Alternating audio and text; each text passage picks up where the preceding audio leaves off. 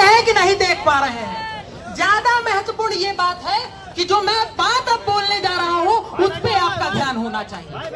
80 साल पहले ये देश जब आजाद हुआ तो संविधान सभा ने एक व्यापक चर्चा करने के बाद ये तय किया कि हम नौकरियों में आरक्षण नहीं देंगे।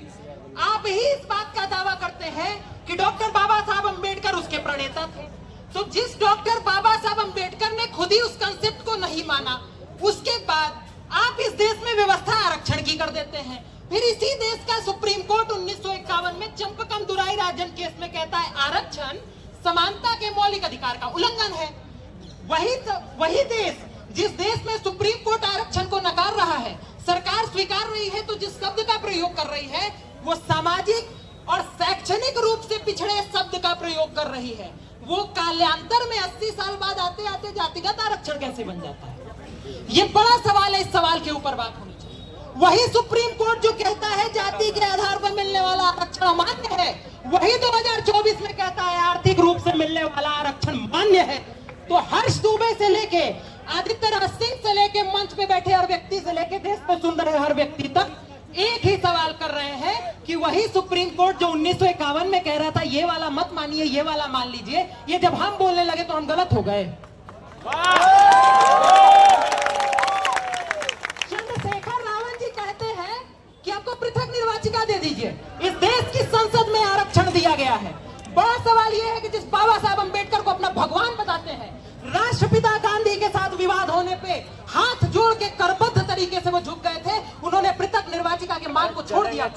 जिसको आप भगवान बता रहे हैं, वो जिस पे झुक गए वही खड़े होकर आप मांग कर दे रहे हैं। चंद्रशेखर रावण इस देश में सबसे तेज दलित नेता बन चुके हैं। सवाल तो केवल इतना ही है कि चंद्रशेखर रावण बार बार नगीना की सीट से चुनाव लड़ेंगे, बाकी दूसरे किसी अनुराग रावण को लड़ने का मौका नहीं मिलना चाहिए, किसी चिराग पासवान को लड़ने का मौका नहीं मिलना चाहिए, किसी आदित्य राज राम को लड़ने का मौका नहीं मिलना चाहिए। व्यक्तियों का विकास करना था या कम्युनिटी का विकास करना था, ये बहुत बड़ा सवाल है। इसी का जवाब ढूंढने के लिए हम और आप यहाँ आए हैं।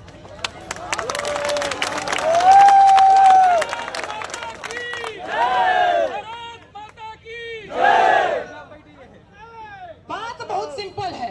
अगर आप कह रहे हैं, मैं बिहार का एक छोटा सा उदाहरण दूंगा, माफ करिएगा 10 सेकंड से ज्यादा और समय नहीं लूंगा। बिहार सरकार ने कहा कि बिहार में भूमिहीनों की संख्या बहुत ज्यादा हो गई है, हम जातिगत सर्वे कराएंगे और जिन जिन लोगों के पास भूमि नहीं होगी उन लोगों को भूमि दान कर देंगे।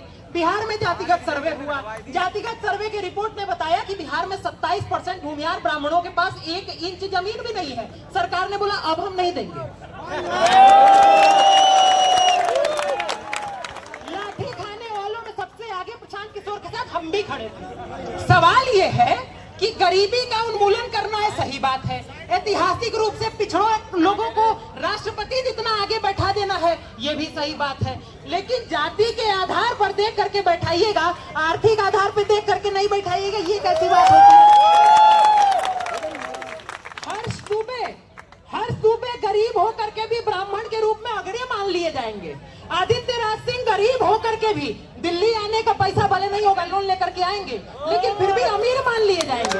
ऑटो में बैठ के आएंगे, संपन्न सवर्ण मान लिए जाएंगे। लेकिन राष्ट्रपति द्रौपदी मुर्मू के बच्चों को IAS के एग्जाम में आरक्षण दे दिया जाएगा। ये व्यवस्था चल रही है, या मजाक चल रहा है?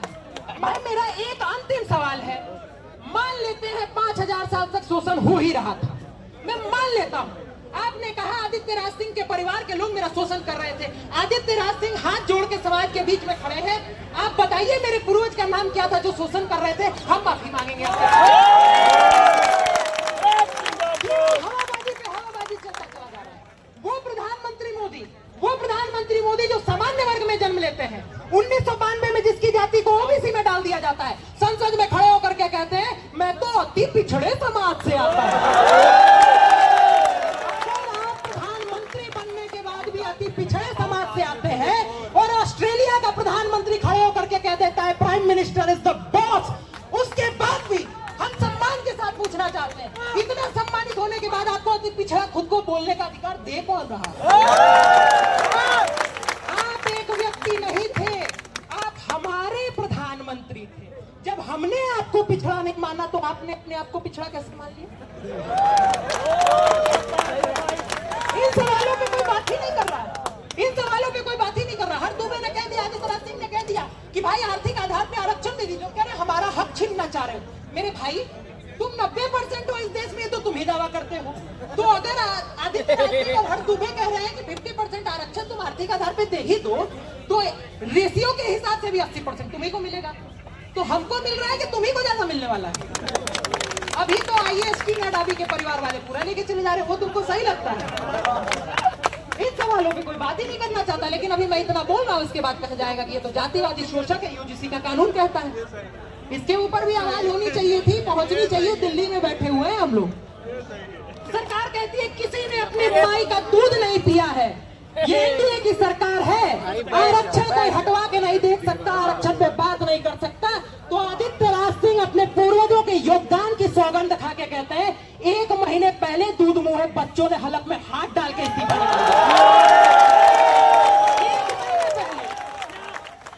प्रधानमंत्री जी, आप इस देश के सबसे बेहतरीन प्रधानमंत्रियों में से एक हो सकते हैं, इस बात में कोई सवाल नहीं है। लेकिन एक बात ध्यान रखिएगा, शोहरत की बुलंदी भी पल भर का तमाशा है। जिस डाल पे बैठे हो टूट भी सकती है। ध्यान रहे, एक छोटी सी मांग को लेकर के हम लोग यहाँ आए हैं। हमारा देश है। आप कह रहे हैं 5000 साल तक तुम ही राजा हुआ करते थे। आपने कहा देश महत्वपूर्ण है। हमने कहा 550 रियासतें ले लो, लेकिन देश नहीं टूटना चाहिए। हमने कहा मेरे भाई, एक सीट जो तुमको आरक्षण में लोकसभा में मिल जाती है, वो छोड़ के किसी गरीब दलित को दे दो। तुम कहते हो नहीं, वो हम नहीं दे पाएंगे। ये कौन सा लोकतंत्र है? ये कौन सा मजाक आप लोगों ने इस देश की व्यवस्था का बना रखा है? ये अधिकार आपको हम भी नहीं दे सकते, क्योंकि हमारे पूर्वज इस देश के शासक हुआ करते थे। हमारे अंदर भी शासकों वाला गुण है। और अगर शोषण करना होता तो आचार्य चाणक्य ने खुले तौर पे कह दिया था पाटलिपुत्र में कि जो हाथ शस्त्र चलाना सिखा सकते हैं वो सर काट भी सकते। इस पे ताली नहीं बजाना था। उसके बाद भी एक धनानंद को उतार के पिछड़े समाज के चंद्रगुप्त मौर्य को बैठाया। अखंड भारत का पहला राजा आचार्य चाणक्य भी हो सकता था। ये समझने की जरूरत है। हमने इस देश के लिए त्याग किया है। और जब कहा जाता है कि आप अपने नाम से आदित्य त्यागी हटा दीजिए, नहीं हटा सकते हैं मेरे भाई। उसी वजह से जीते हैं। मौलिक कर्तव्य कहता है अपने देश की संस्कृति विरासत पर गर्व करना आपका कर्तव्य। ध्यान रखिएगा, किसी को घमंड नहीं होना चाहिए।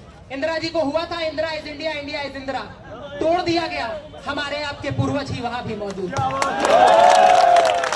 दलितों ने कहा हमारा शोषण हुआ है, आरक्षण दे दो। पंडित नेहरू पंडित हुआ करते थे, बोले ले जाओ, तुम्हारा शोषण नहीं होना चाहिए। तुमने कहा पिछड़ों का भी हुआ है, उन्हें क्यों नहीं मिलेगा? बीपी सिंह ने कहा क्यों नहीं मिलेगा, जाओ लेके चले जाओ, तुमको मिलना चाहिए। आज स्थिति क्या बना दी गई? हमको और आपको गाली दिया जाता है, कानून बना के शोषक बता दिया जाता है। ये नहीं होना चाहिए। सरकार की गलतफहमियां दूर होनी चाहिए।